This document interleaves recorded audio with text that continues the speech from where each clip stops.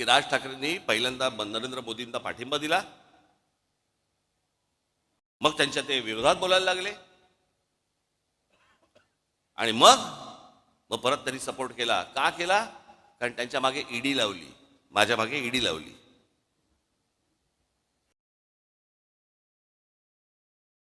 मला ती पण कहाणी आज तुम्हाला तुमच्या समोर आणि ह्या चॅनलच्या द्वारे महाराष्ट्रासमोर मला समोर सांगायचीच आहे.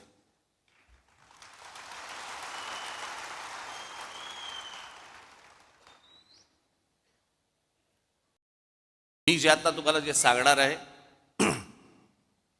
इथे समोर महाराजांचा पुतळा आहे. त्याच्या समोर मी जे सांगीन ते शपथपूर्वक सांगीन.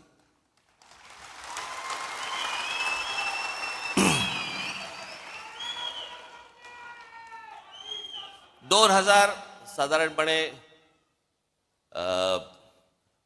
आता 2005 ची वगैरे गोष्ट असेल. मी ज्या शिवाजी पार्क मैदानामध्ये, शिवाजी पार्कमध्ये जिथे मी लहानाचा मोठा झालो, तिथे आम्ही लहानपणापासून ती कोइंदूर मिल पाहत होतो. काही नाही, येता जाता ती डोळ्यासमोर यायची. एके दिवशी, ही 2005 ची गोष्ट, वर्तमानपत्रामध्ये मी बातमी वाचली. तोपर्यंत आम्ही आमचा व्यवसाय सुरू केला होता. आता व्यवसाय करणं हा तर काही पाप होऊ शकत नाही ना. अनेकांना व्यवसाय दाखवता पण येत नाहीत, तरी सगळ्या गोष्टी सुरू असतात त्यांच्या. एक व्यवसाय सुरू केला. वर्तमानपत्र सकाळी वाचत असताना वर्तमानपत्रामध्ये एक बातमी दिसली मला. NTSCच्या सगळ्या मिल्स, NTSCच्या केंद्र सरकार, सुप्रीम कोर्टाने निर्णय दिलाय की या NTSCच्या मिल्स काढा आणि जे काही कामगारांचे इतक्या वर्षांचे पगार होते ते देऊन टाका. आपली बातमी वाचत होतो. बातम्या वाचता वाचता त्या सगळ्या मेलमध्ये एक कोइंदूर मिल होती. म्हणून मी आमचे जे पार्टनर होते त्यांना मी फोन केला. म्हटलं, अरे असं असं समोर काहीतरी येते कोइंदूर मिलचं. त्यांनी मला सांगितलं, पण हे ते प्रकरण खूप मोठं आहे. म्हटलं, हो मला मान्य, मला खूप मोठं आहे. काय आहे एकदा चेक तर करू. म्हणून आमचे एक दुसरे सहकारी होते, त्यांना मी फोन केला, त्यांना बोलून घेतलं. म्हटलं जरा बसून बघा काय होते. त्यांनी सगळी आकडेवारी केली वगैरे वगैरे. ते बोलले आपण टेंडर भरून टाकू. पण ते सगळं गणित बिणित केलं, टेंडर भरून टाकलं. एके दिवशी त्या माझ्या सहकार्याचा, म्हणजे पार्टनर होते, त्यांचा घाबरत फोन आला सकाळी. म्हणाले,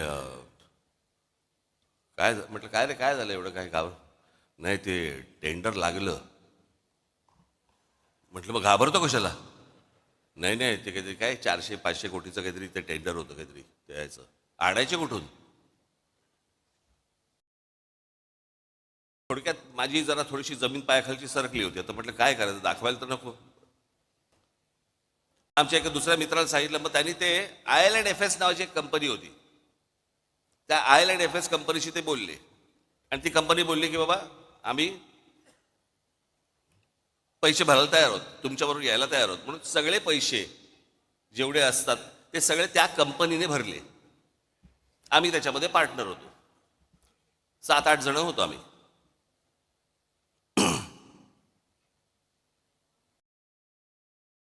झालं सगळं सुरू. परत त्याला ब्रेक आला. परत ती केस काहीतरी कोर्टामध्ये गेली आणि सगळ्या परत मिल त्या अडकल्या. परत त्याच्यामधनं 1 वर्ष 1.5 वर्ष गेलं आणि मग त्याच्यानंतर ते सगळं परत 1.5 वर्षांचं सुरू झालं. त्या दरम्यान मी आमच्या सहकार्यात म्हटलं, बाबा हे पांढरा हत्ती हा आपल्याला झेपायचा नाही, आपण यातनं बाहेर पडू. मग माझ्याबरोबरचे अनेक जे काही माझे पार्टनर जे होते ते बोलले की आपण नाही आपल्याला हे झेपणं नाही, काम नाही आपलं, आपण आपल्याला बाहेर पडू.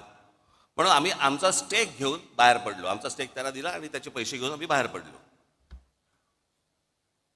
ही गोष्ट आहे 2000 मला असं वाटतं 8ची. त्याच्यानंतर आमचा विषय संपला. ज्या दिवशी मला ती ईडीची नोटीस आली, मला प्रश्न पडला कसली ईडीची नोटीस, काय आहे काय? मग आम्ही जेव्हा बघितलं त्यात विषय होता कोहिनूरचा. म्हटलं आपला काय संबंध याच्याशी आता? मग मला तिकडे बोलवते माणसं, मलाशी काय बोलवते हेच मला समजेना. त्यांच्याकडनं तुम्हाला पैसे आले पण तुम्ही त्यांचे पैसे काय, मला काय कळत नव्हतं. म्हटलं काय झालं. बरं, जे पैसे आले त्याच्यावरती आम्ही टॅक्स भरला, टॅक्स भरून तो गेला. सगळ्यांनीच टॅक्स भरला आणि तो गेला.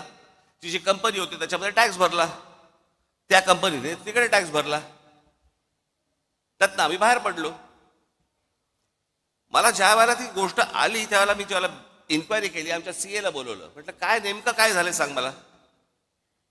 तो बोलला तुमच्यातला एक जो पार्टनर आहे, तुम्ही जो टॅक्स भरलात त्या कंपनीत, त्या पार्टनरने तो टॅक्स इन्कम टॅक्सला भरलाच नाही, तो ते पैसे तुमचे बाहेरच्या बाहेर वापरले. म्हटलं मग आता काय करायचं. म्हणे आता परत टॅक्स भरायला लागेल. आम्ही परत टॅक्स भरून टाकला, जेवढा होता तेवढा परत प्रत्येकाने आपापला टॅक्स परत भरून टाकला. कोण जाईल झंझटीत. विषय संपला.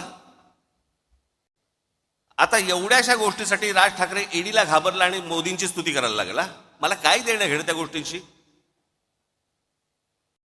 माझ्या डोक्यावरती तलवारी घेऊन नाही मी फिरत.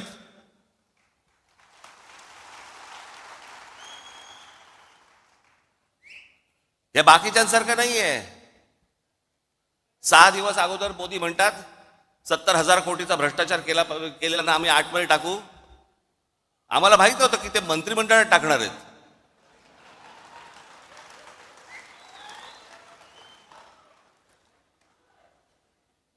आतमध्ये टाकूचा अर्थ हा होतो हे मला पहिल्यांदा कळलं.